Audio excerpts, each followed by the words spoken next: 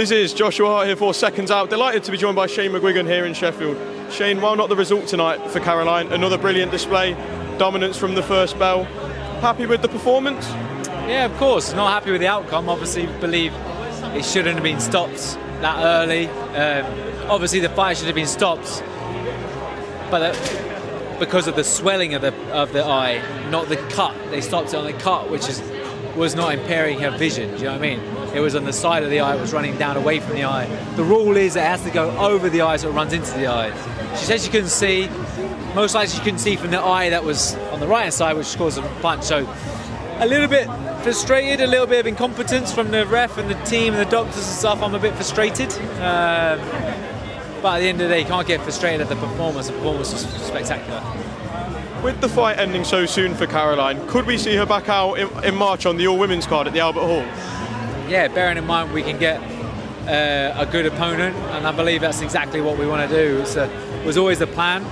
We knew it was a tight turnaround, but yeah, going out there, getting another win, getting another run out, and keeping the momentum going. You know, it's with a talent like that, you need to keep her busy.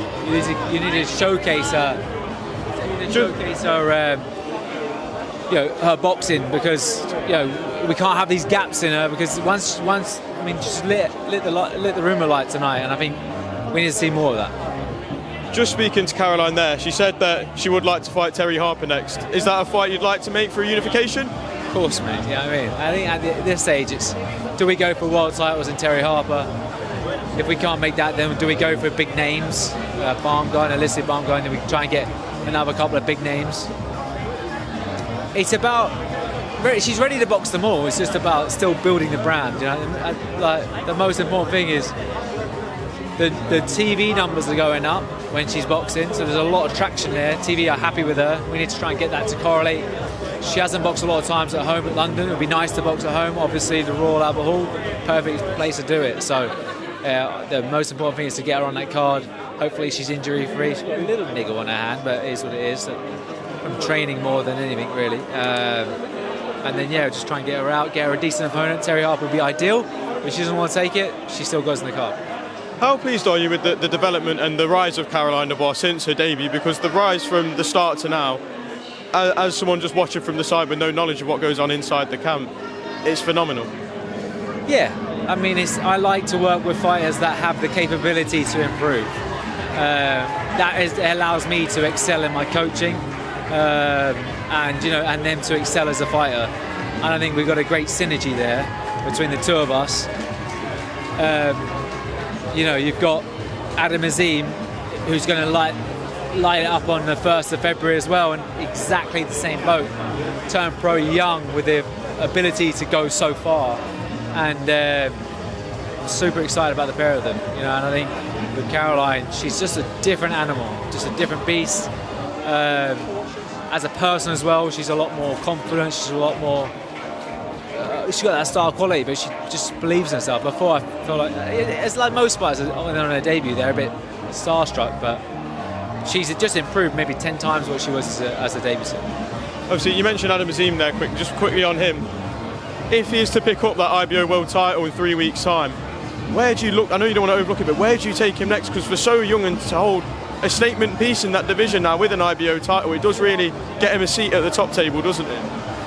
It does, did you say? It gets him a seat at the top table holding the IBO world title. Of course. I mean, obviously it's not one of the 4 major belts, and we're not shying away from the fact that we understand that. But he's a genuine real player. That 140 division is stacked to the brim. It's an unbelievable division. If you look at Al Heyman's got some great fighters out there. Eddie's got some good fighters. Jack Catchell, Dalton Smith. Adam is the standout on Sky. On this side, you got Pierce O'Leary, who's about to fight John Fernandez, because Dalton Smith's going to box this fight and he has to vacate it within a certain amount of time. Pierce O'Leary's boxing John Fernandez with a vacant EBU. So you've got a lot of fighters in and around that division, and I think there's a lot of names that we can start picking off. But I don't believe any of them are going to trouble this kid. Like, time will tell. But from what I see, it's a frightening. It's just frightening, mate. I think he's got it all. We're just watching him here now doing some pad work. So yeah, Lipnitz is a great opponent. 22 years of age. Adam he's a former world champion, former IBF world champion. Been in there with some of the best, and Boots Ennis, the guy that stopped him, but you know, that was up at 147. He's come back down to 140. So this is a massive test.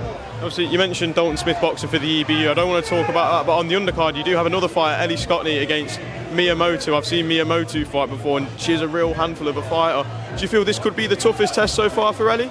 100% her toughest fight, but it will also be her best performance.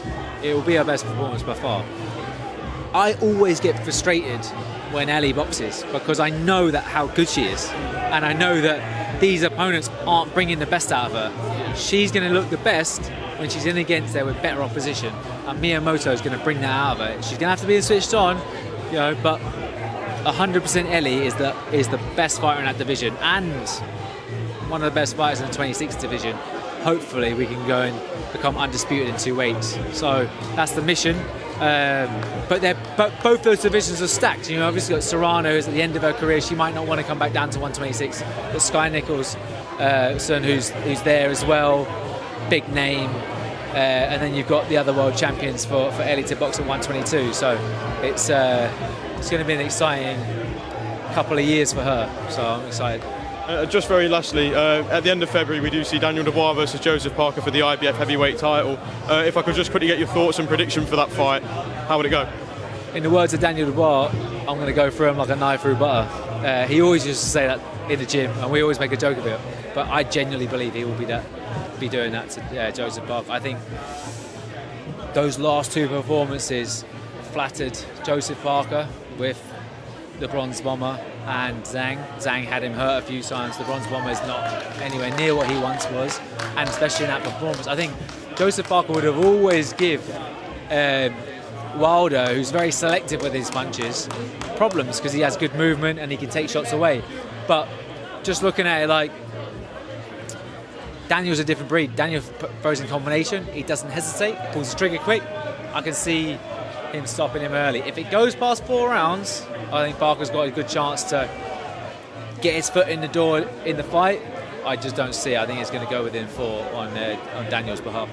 With this rise in Daniel Dubois' ability, how big of a chance would you give him in a rematch against Alexander Usyk if he is to get that fight again after beating Parker? I don't think he's going to win that fight because Usyk pushes you back. So yeah, I think that's where he'll struggle. Shane, thank you very much for your time. Congratulations on another great performance from Caroline Dubois tonight, and we hope to see her back out in March. Cheers. Thank you very much.